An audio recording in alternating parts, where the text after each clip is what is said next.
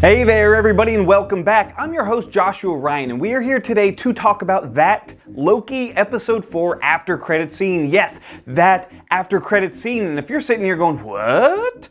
After credit scene? I didn't know there was an after credit scene. Well then shame on you. Shame. Every good Marvel fan knows that you don't leave before the credits are done. I know they take an hour to get through. I know they're long, but you sit there and you wait because you just might see something awesome, and that is exactly what happened this time. So if you haven't seen it and you want to go check it out real quick, do that. If not, if you want to sit here, I'm going to tell you what it was. So hold on.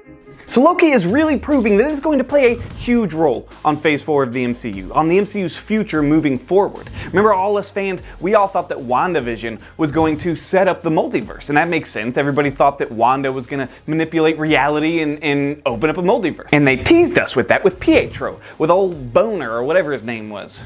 But it didn't happen. We didn't get the multiverse from WandaVision, but it is happening here, it looks like. It's happening here.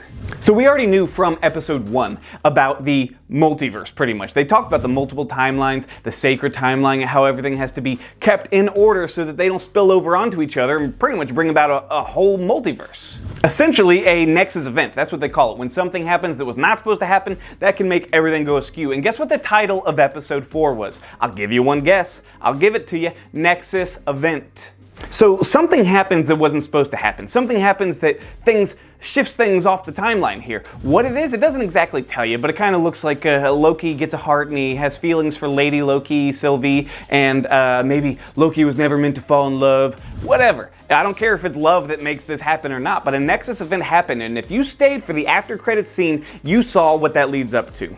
Loki, he's passed out, he gets zapped, pruned, poof, puff, goes away. And you're like, what? Is Loki dead? Come on, Loki is never dead. He's died like 20 times, he's never fully gone. Plus, the show is called Loki and there's still 2 episodes left. He's not gonna be gone. So Loki, he wakes up, he's all confused, and he's like, what's going on? Am I in hell? Am I dead? And he hears a voice, a deep voice, it's like, you're not dead, but you will be if you don't come with us. So he looks up, and what does he see? There's a bunch of Lokis there. There's a bunch of dang Lokis. You got an older Loki who is straight out of the comic books. He's got this retro green and gold comic book outfit. You got a little Loki, you got an alligator Loki, and then you got this big bulking Loki, this black guy who looks like he's holding one of Thor's hammers, like an alternate version. So maybe in this version, Loki is worthy. Loki's the one who carries Mjolnir. There's no telling, but we have the multiple Lokis teaming up. That is totally setting up, that is paving the way for the multiverse, for the Spiderverse, right? Spider-Man, No Way Home, that's what we've all been anticipating. We know it. They refuse to confirm it. They refuse to show us a trailer. But us fans, we know it's going to be a multiverse, and this is how it's going to happen. This Nexus event is going to skew the timeline. It's going to open up the multiverse. We already got multiple Lokis, so we are going to see multiple Lokis teaming up. That's already going to be awesome.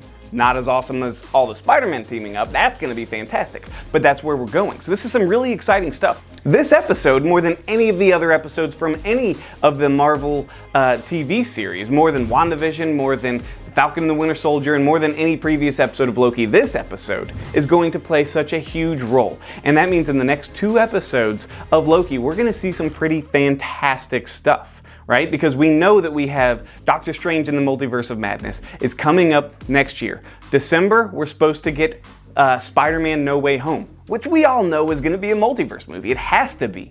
So this is going to lead directly into that. So the next 2 episodes are going to be so vital. They're going to be so important. So be sure to stay tuned. Tune in here so we can talk about them, so we can catch up on them. And do not forget to sit through the credits. Come on, guys. That's amateur hour.